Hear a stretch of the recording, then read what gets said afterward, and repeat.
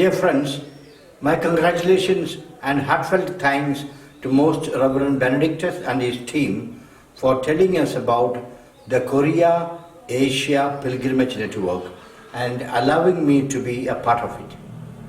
With the aim of proclaiming and promoting evangelization in Asia and using pilgrimage as a practical theme through which it can be explained to the people is a wonderful and very commendable initiative.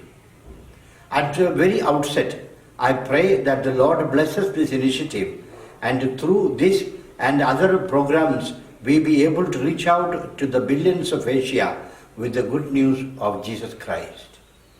St. John Paul came to the soil of Asia in 1999 to release the Magna Carta for Asia, the Ecclesia in Asia, or the Church in Asia. That shows us very clearly the need for all the countries of Asia to do some soul searching on many fronts. In the first place, it calls for introspection from all of us, Christians in Asia, when we look at ourselves in the context of a very minuscule minority all over Asia except the Philippines.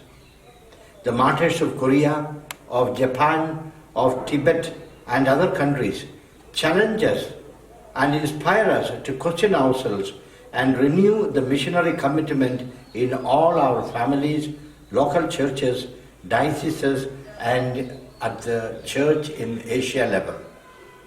Soon after their canonization, I was happy to get copies of the small biographies of the Korean martyrs that were released and we read them publicly to our students.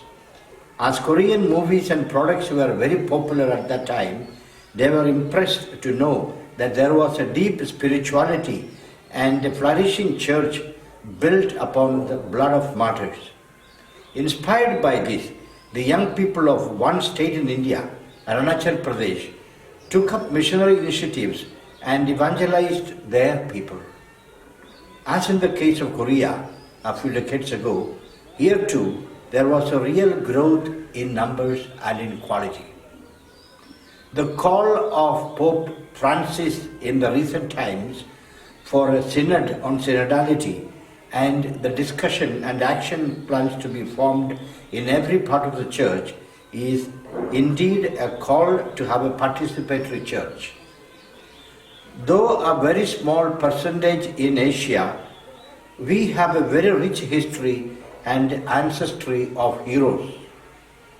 Like Abraham, who left his country and his people, the missionaries who came from other countries and who were martyred in our own lands. People like Moses, who led his own people, like the prophets of the Old Testament, who boldly preached and were executed. The Asian Church of today has the responsibility of renewing itself without surrendering to the minority syndrome or withdrawing from active proclamation under the guise of difficult times. Jesus did not promise us an easy time, but cross, persecutions, rejection, even from one's own families and people. In the context of the synodality, which is most discussed in the church today, we, the Asian Church, must look at it as a sacred obligation springing from the sacred history of ours. The vast majority of the martyrs were, whether it be in Korea, China, Japan, even in India, were lay people.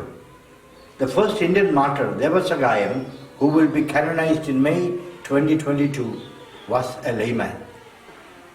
The mighty edifices that have been built up in order to facilitate evangelism and equipping the people to be better Christians and effective citizens have slowly become structures that dilute spirituality, almost counter witnesses to the resurrection of Jesus. The role of the laity, who in most Asian countries paved the way for the establishment of the church, have been made distant and be mere silent spectators today.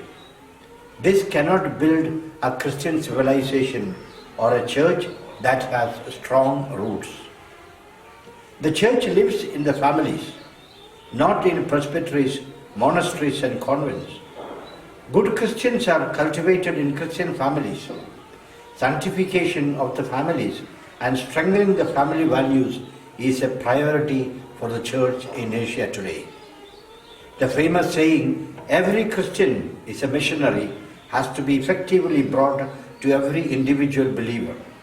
The church as a community and as individuals must take into consideration two responsibilities that spring from our baptism and the command of the Lord to go and proclaim. First, to realize that we are accountable to the Lord for the faith that He has blessed us with. He will ask us what we have done with the talents that He entrusted us with, how much we have traded with it and reached others. Second, the task of sanctification of oneself and the world. We will have to be accountable to Him, how much we have influenced others by our holy lives and by our prayers for them and by our gentle, loving interaction with them. We always say that we are pilgrims on earth, striving to reach our homeland with the Lord. This pilgrimage, ridden with joys and sorrows and discomforts, should be joyful ones in spite of all difficulties. The martyrs will always be beckoning us to holiness and to boldness in being witnesses and sharers of the gospel. We also have to give serious thought to reviving and strengthening the lay and ecclesial movements in Asia. I would like to conclude with the example of Ananias in Acts of the Apostles chapter 9. The Lord tells him to reach out to Saul of Tarsus, but Ananias, because of his knowledge of Saul and his background, makes objections to it. But the Lord just tells him to go, as he had his own plans for Saul. This is a role that we believers have today among our non-Christian and even anti-Christian contemporaries in Asia. Reach out to them in the Lord's name. He wants to heal them, He wants to make them see, but someone has to pray for them and lay hands on them. May our Asian Church wake up to the call of God, followed by the martyrs and renewed by John Paul in Ecclesia in Asia.